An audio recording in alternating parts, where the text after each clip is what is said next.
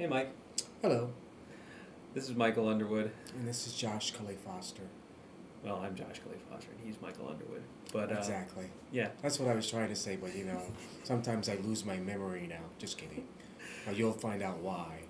well, Michael liked to tell you a story about what happened to him recently, and kind of keep some of his friends up to date with how things have been going.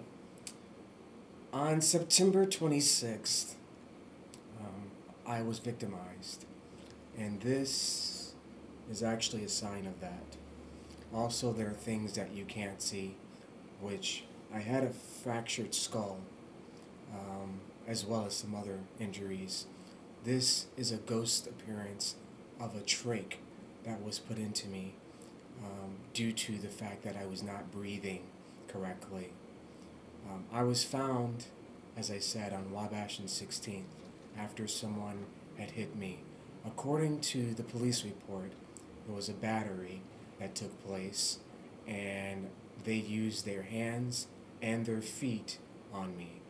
I was found at approximately 4:24 a.m. after attending an event with a friend. I left there in order to catch a cab. The next 3.5 weeks of Michael's life he spent in a coma that was induced over at Northwestern Memorial Hospital.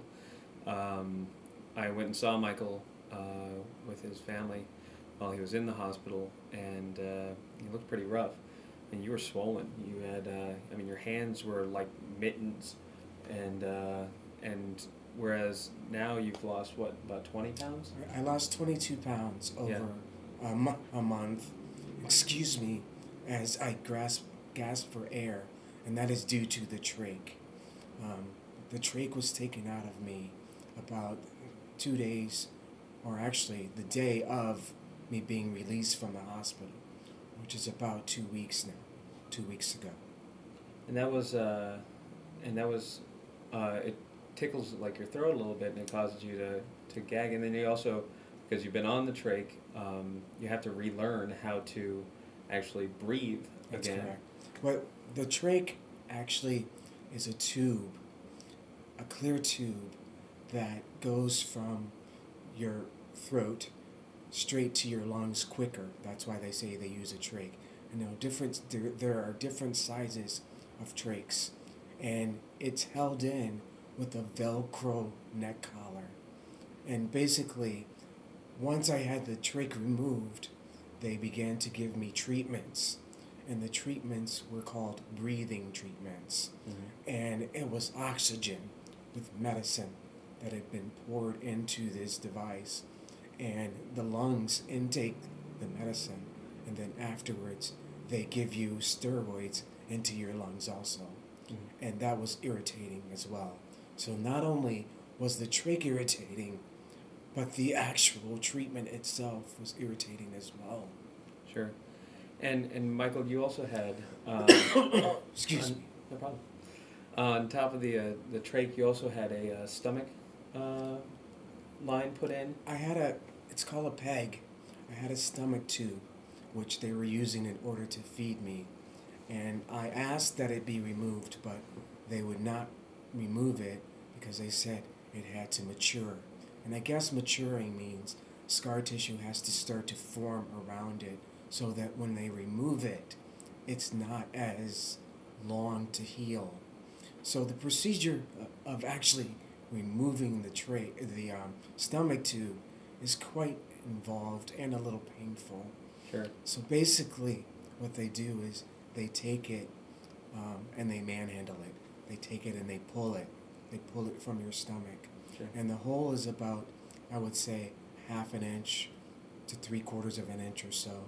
And the tube, from what I understand, the doctor explained how the tube is put into you. And they use a series of techniques. They actually use the tube to go down your throat. Then they use wires and gas to inflate a balloon into your stomach. And so to remove it, they take the tube and they start pulling it through.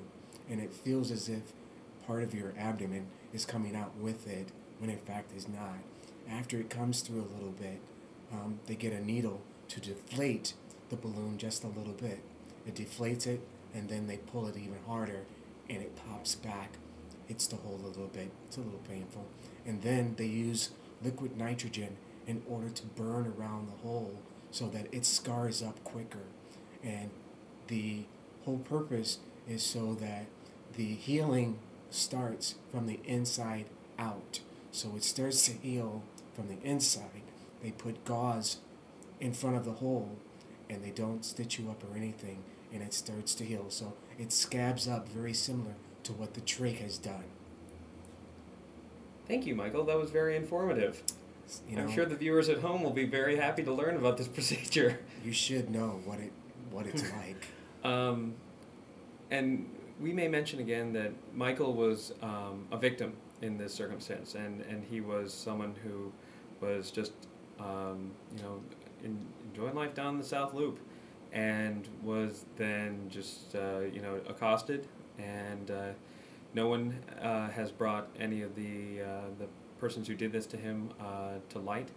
And if you have any information about what happened with Michael, this is someone now who spent 5 weeks total in the hospital. I was in the hospital for a little over a month. So 4.5 or so. Right, exactly. Yeah.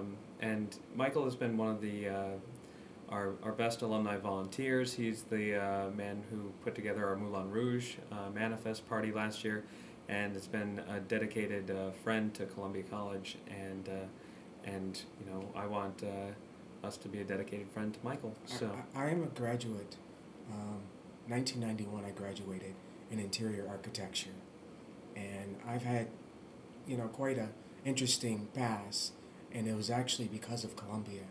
I actually received my job with an art gallery through Columbia, as I started out doing display work, and then I became a gallery director.